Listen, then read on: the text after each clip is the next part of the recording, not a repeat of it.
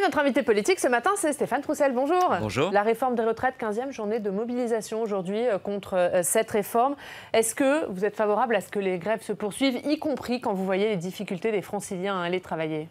Oui, mais écoutez, on est dans cette situation pour la seule raison que le gouvernement a choisi cette situation. C'est lui qui a organisé la concertation sur ce projet de loi. C'est lui qui a choisi ce calendrier. C'est lui qui a choisi d'annoncer, y compris un certain nombre de lignes rouges, de chiffons rouges, qui, alors même qu'un certain nombre d'organisations syndicales les avaient indiqués comme étant infranchissables pour elles. Et donc, il a permis qu'il y ait l'ensemble des organisations syndicales qui se mobilisent contre son projet. Donc, c'est à lui, désormais, de trouver une solution. Mais les organisations syndicales qui sont reçues, qui sont consultées en ce moment, est-ce qu'il ne faudrait pas suspendre le mouvement, le temps des concertations pour vous? Non, il faut maintenir la pression. Mais encore une fois, ça fait 20 mois que la concertation a lieu sur ce projet.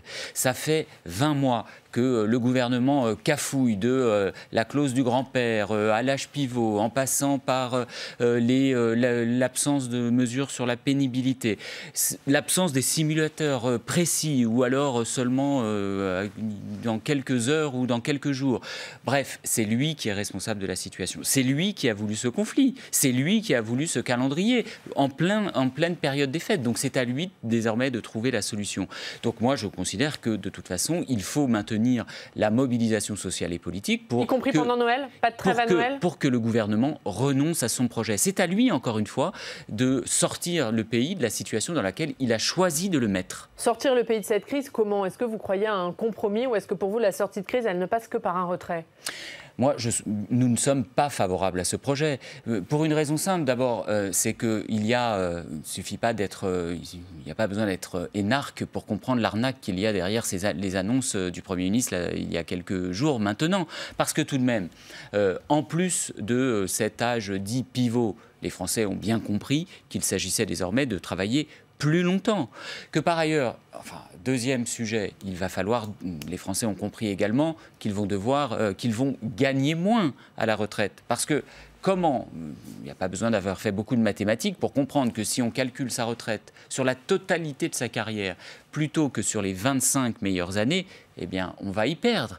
Et donc, alors que le gouvernement nous avait expliqué, le président de la République lui-même, pendant sa campagne, qu'il ne s'agissait pas de faire une réforme budgétaire et financière, qu'il ne s'agissait pas de faire des économies, mais d'avoir un système plus juste et égalitaire, c'est tout l'inverse. C'est tout l'inverse. Donc oui, il faut retirer ce projet, il faut tout remettre à plat. Et pour autant, moi, je ne suis pas un conservateur. Mais retirer l'ensemble du projet, c'est-à-dire que vous n'êtes pas favorable à la retraite par points? Non. Je ne suis pas favorable à la retraite par points. Tout simplement parce que je ne crois pas un seul instant, quand bien même certaines organisations syndicales, y compris, pourraient réfléchir à ce système. La réalité, c'est qui peut croire dans le rapport de force politique et sociale, compte tenu de l'action qui est celle de ce gouvernement depuis 2 ans, qui peut croire que sur un certain nombre de questions qui sont posées par ce système, il pourrait y avoir des avancées de la part de ce gouvernement? Je pense à la question de la pénibilité. Le gouvernement nous dit, mais on est prêt à trouver des solutions sur la pénibilité, notamment pour les fonctionnaires. Mais enfin, qui peut les croire? Ils sont arrivés... C'est ce qu'ont dit les syndicats à la sortie de Matignon, en tout cas, qu'ils avaient l'impression qu'il y avait une ouverture sur la pénibilité. Mais pour vous, ça rendrait la réforme plus acceptable, ça, ou pas? Mais écoutez, ce gouvernement est arrivé aux responsabilités. Une de ses premières décisions, ça a été de vider de sa substance le compte pénibilité que la précédente majorité avait mis en place. Il a supprimé 4 des 8 critères sur la pénibilité. Deuxième sujet, la question de la rémunération et de la retraite des fonctionnaires et en particulier des enseignants. Enfin, qui peut croire un seul instant que ce gouvernement va procéder rapidement, durablement et massivement à une augmentation massive de la rémunération, notamment des enseignants, pour leur permettre d'avoir un maintien de leur niveau de retraite par rapport à la situation actuelle. Cette hausse annoncée des rémunérations. Mais quelle est la politique qu'il mène depuis 2 ans ? Quelle est la politique qu'il mène depuis 2 ans? Quel est ce gouvernement? Il appartient à un gouvernement qui a fait des choix budgétaires et financiers, d'abord en faveur des plus riches. La suppression de l'impôt sur la fortune, la flat tax.